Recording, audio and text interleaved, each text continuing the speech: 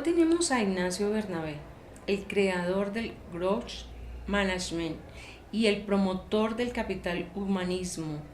Lo tenemos hoy porque vino a Colombia al 10º Encuentro Nacional de Coaching. Y hoy tenemos el privilegio para el blog Gaviota en Excelencia del Diario de Economía y Negocios de poderlo entrevistar.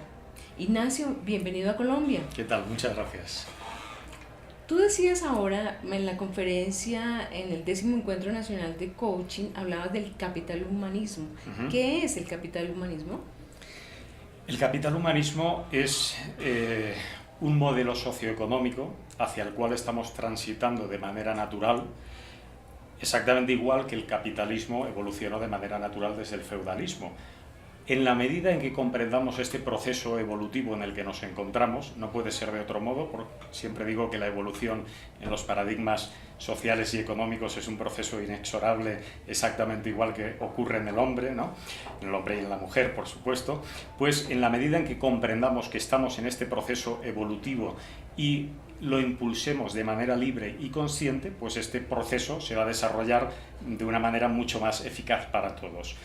Yo lo he convertido en mi propia doctrina y allá por donde voy pues trato de propugnarla, ¿verdad? Y es una doctrina que promulga la necesidad de alcanzar un equilibrio entre el legítimo y necesario beneficio empresarial y el no menos legítimo y necesario bienestar social. Dijéramos que el sistema debería de estar resuelto a través de normas, valores, de cultura, de educación, pues que no pudiera haber jamás beneficio empresarial en perjuicio de las personas. Tenemos que buscar ese equilibrio.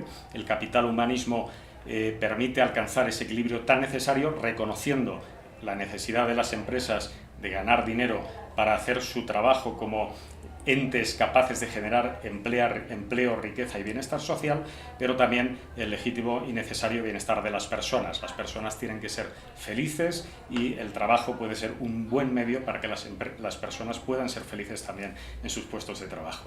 Es complejo hablar de que la gente sea feliz en el puesto de trabajo, porque de todas maneras en las empresas hay una cultura de resistencia al cambio, no una cultura de cambiar y de innovar, sino por el contrario, una cultura de resistencia al cambio. ¿A qué se debe eso?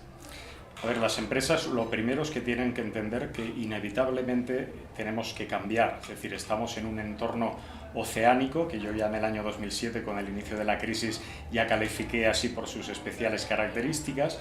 Las empresas tienen que entender que este entorno no va a cambiar, cada vez va a ser más oceánico, más dinámico, más cambiante, y esto significa que de repente todos nos vemos envueltos en la necesidad de estar en un estado de cambio permanente. En la medida en que las empresas entiendan que el cambio es necesario, afortunadamente muchas de ellas ya lo están comprendiendo por puro instinto de supervivencia, en la medida en que las empresas se orienten a ayudar a que las personas cambien, pues las organizaciones van a crecer inevitablemente. Las resistencias al cambio es algo inherente al propio cambio, pero bueno, las trabajamos precisamente para que tratar de que desaparezcan en la medida de lo posible, que la empresa pueda transformarse. De hecho, el mantra del Growth Management, que es el modelo que yo desarrollo, pues de alguna manera dice personas que cambian, organizaciones que crecen, ¿no? Es una idea sencilla, pero que tiene un trasfondo bastante potente con una base además empírica y científica que lo respalda. Precisamente, ¿cómo nació el Growth Management y cómo nació ese modelo? Pues el Growth Management nació para poner en valor en el seno de la empresa y también de la sociedad los principios y fundamentos del capital humanismo. Es decir, yo tengo un pensamiento mayor, que es el capital humanismo, y es todo lo que me mueve y lo que da sentido a mi vida, a mi trabajo, todo lo que yo vengo haciendo cuando viajo por el mundo, ¿no? Y desde ese pensamiento necesito, ya a finales de los años 90, decidí dedicarme a la investigación y al estudio en el campo del management, tratando de encontrar modelos, herramientas, técnicas y sobre todo también crearlas que ayuden a personas, a equipos y a organizaciones a transformarse y a crecer. Y en este sentido, bueno, nació el modelo Growth Management para poner en valor en la empresa y en la sociedad los principios y fundamentos del capital humanismo. Es una herramienta al servicio del capital humanismo. De hecho, yo trabajo para que las empresas capitalistas se conviertan en empresas capital humanistas. volver a las empresas capital humanista tiene algunos costos, algunos beneficios, es decir, por ejemplo, ahora hablábamos con la gurú de la felicidad y decía que hay unos costos, 1.2 billones de pesos se pierden las compañías estadounidenses por no tener una cultura de felicidad. ¿Hay algunas cifras también en los temas de management? ¿Cuánto pierden las empresas por esa resistencia al cambio? Claro, tenemos que tener en cuenta que el management tradicional ya no funciona. Es decir, el management tradicional fuertemente orientados a los objetivos, quizá en un entorno en calma, bueno, pues ha tenido un sentido y ha generado valor durante muchos años, ¿no? Pero ahora estamos en un entorno altamente dinámico que nos está obligando a cambiar. Las empresas tienen que hacer un esfuerzo por ayudar a que la gente cambie y sobre todo que ese cambio sirva para encontrarse a sí mismas. Yo siempre digo que no hay mayor cosa que nos acerque a la felicidad que encontrarnos a nosotros mismos. Por eso siempre digo que el autodescubrimiento es mucho más poderoso que la autorrealización. Cuando tú trabajas en una empresa, como hacemos nosotros, para hacer diagnósticos de talento y competencia y le dices a las personas, mira, este es tu talento, y menos del 5% de las personas realmente lo conocían, entonces estás abriendo una brecha extraordinaria para que las personas empiecen a progresar, se impliquen con su propio desarrollo y esto inevitablemente afecta económicamente a la proyección de la empresa, ¿no? Tú precisamente como ese creador del growth management y de impulsarlo, ¿qué le dirías a los empresarios? ¿Qué es, por ejemplo, lo que tiene que cambiar en la cultura, por ejemplo, de los colombianos, desde tu visión, desde tu experiencia? A ver, los colombianos tienen muchísimo talento, ya lo he dicho antes, y no es que lo diga esto en todos los países, es algo fácilmente reconocible porque el talento se puede reconocer mediante un diagnóstico científico, como nosotros hacemos, pero también simplemente observando las actitudes, ¿no? Yo lo que les diría es que siempre digo lo mismo, es decir, la apuesta por las personas, uno la puede hacer por vocación, pero si no lo hace por vocación, pues háganlo por responsabilidad social, incluso más allá, por lo menos por inteligencia, ¿no?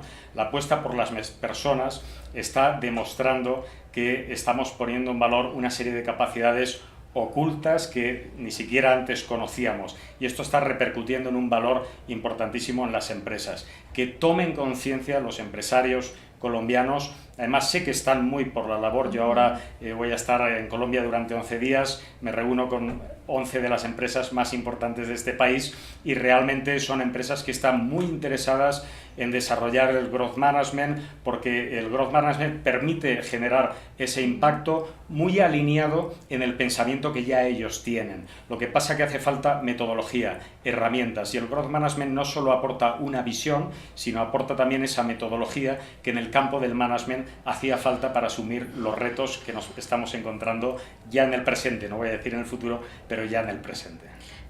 Tú como experto que has estado en muchas empresas y seguramente has visto que hay una condición constante en los empleados o en los colaboradores y tiene que ver con que muchas personas se levantan a diario a trabajar, pero se levantan desmotivadas, tienen un empleo, pero no son felices en el trabajo, no se sienten satisfechas.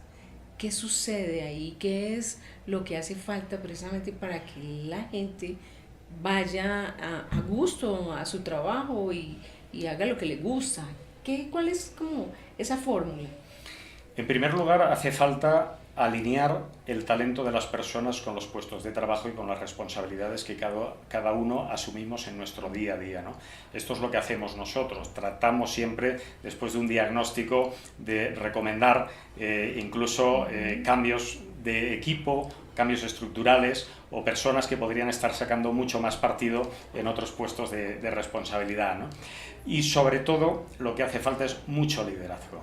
Los líderes, los growth leaders o los líderes orientados al crecimiento, pues de alguna manera saben que tienen que volcarse en sacar lo mejor de las personas. Pero la intuición a veces no es suficiente. El management, el liderazgo, se ha movido a lo largo de los años, bueno, dejando a la libre intuición o a la libre capacidad natural de cada cual este tipo de acciones de liderazgo hacia los demás, ¿no?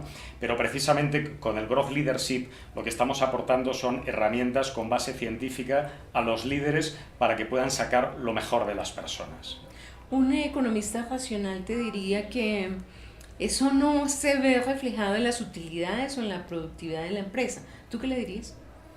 Bueno, lo que siempre digo, ¿no? Es decir, yo trabajo mucho con ingenieros, con economistas, son los más duros y que me perdonen, pero bueno, es verdad, cada cual tiene su visión y su talento y bueno, pero sí que es verdad que les cuesta un poco más entender estas cosas, ¿no? Al final una buena forma de demostrarles que esto genera un impacto directo sobre los números, que es lo que ellos suelen ver, es hacer una prueba piloto, ¿no? Yo suelo muchas veces trabajar con un equipo muy concreto, hacemos una prueba piloto y monitorizamos los resultados durante un cierto tiempo y de cómo estos resultados han sido capaces de impactar directamente en la empresa, en los resultados económicos, pero también sobre el resto de las personas que estos líderes tienen a bien inspirar cada día, ¿no? Es decir, cuando hacemos un liderazgo muy orientado al crecimiento de las personas, de los equipos y de las organizaciones, realmente estamos generando un impacto económico y social muy importante. Como me interesa que la gente sienta el mensaje de qué es ese cambio, ¿qué le dirías tú a un ciudadano del común para que adopte algo en su vida que le genere el autodescubrimiento? Yo le diría, recordando a Frankel decía que el sentido es la mayor causa de motivación en el ser humano. Yo he podido comprobar que solo cuando encontramos un sentido transformador, nuestras acciones se tornan transformadores y entonces nos damos la oportunidad de crecer. Esto significa que solo cambiamos, solo miramos hacia adentro de nosotros mismos cuando queremos que algo que nos resulta relevante cambie. Entonces, yo le diría a un ciudadano colombiano que busque dentro de sí mismo, que busque en su entorno algo que de verdad le resulte muy relevante, algo que le inspire para hacer un proceso personal de cambio, de autodescubrimiento, de crecimiento, porque solo desde el cambio en lo personal podemos generar valor a otras personas. Siempre digo que el cambio en lo personal produce valor en lo empresarial, en lo económico, en lo social. El ciudadano de a pie es un líder también. Siempre digo que el liderazgo es para la empresa y para la vida, porque todos nosotros, ser líder es ser una referencia para otras personas. Todos nosotros somos padres, somos hermanos, somos compañeros, somos amigos, todos somos una referencia para muchas personas que necesitan cada día de nosotros. Busquen dentro de su interior ese sentido profundo para su vida y empiecen a trabajar para descubrir lo mejor que tienen dentro y darlo a los demás. Es la mejor forma de crecer. Una última es, tú hablabas del ego. ¿Cómo limar el ego para poder trabajar en equipo, que es uno de los mayores desafíos que tienen las compañías y los seres humanos a la hora de trabajar en equipo? Desde la humildad y la generosidad. Siempre digo que la palabra humildad viene de humus. Humus significa tierra. La humildad nos hace tener los pies en la tierra, nos hace darnos y entregarnos a los demás, dejando nuestro ego a un lado y verdaderamente dejándonos llevar como nosotros somos en esencia. Y cuando tú conectas con las personas porque te muestras como tú eres en esencia, eso se percibe y entonces estás dando la oportunidad de crear relaciones sostenibles, sanas, equilibradas, estás dando la oportunidad de crear un gran valor en las personas. Entonces, dejar el ego a un lado, ser humildes, ser generosos, entregarse a los demás, y esto nos va a ayudar a crecer como profesionales y más allá, desde luego, como personas. Gracias, Ignacio, por esta entrevista y gracias por esos mensajes para que cada ser humano transforme su vida y se dé el paso de autodescubrirse, de hacer esas pequeñas acciones, decías tú, de trabajar en lo pequeño para encontrar lo grande. Correcto, y además siempre digo algún mensaje bastante interesante que yo creo que en un momento como este además puede ayudar, es: no busquen la felicidad, búsquense a sí mismos y ella les va a encontrar. Es decir, hagan procesos de autodescubrimiento profundos. Hay mucho dentro de cada uno de ustedes que tiene que darse a los demás, y esa entrega a los demás, ese proceso profundo de autodescubrimiento, es capaz de generar un valor incalculable. Yo creo que la paz para Colombia no tiene que llegar de una firma de un papel, que si bien es necesario, tampoco lo garantizaría. Yo creo que los ciudadanos colombianos tienen que, sobre todo, poner en valor 3 conceptos que aplicamos en el Growth Management en forma de metodología y que son profundamente transformadores, que son crecer, caminar y amar. Yo creo que la paz en Colombia es un proceso muy al alcance, sobre todo si los ciudadanos ponen en valor estos 3 conceptos. Interesante, crecer, caminar y amar. Y entonces uno dice, bueno, ¿y cómo es el crecer? ¿Cómo es el caminar? ¿Y cómo es el amar? Para que quedemos ahí claritos con el tema. Cuéntanos. Crecer significa ser capaz de hacer un proceso de introspección permanente, de tomar contacto con nuestra propia esencia, de descubrir quiénes somos, qué talentos tenemos, con qué sentido los vamos a poner en valor. Significa salir de esa caja de cristal en la que todos permanecemos encerrados casi siquiera sin ser conscientes de ello. Una caja de cristal construida a base de falsas creencias, de prejuicios sociales, de verdades a medias. Significa romper con todo eso para empezar a construir nuestro propio camino.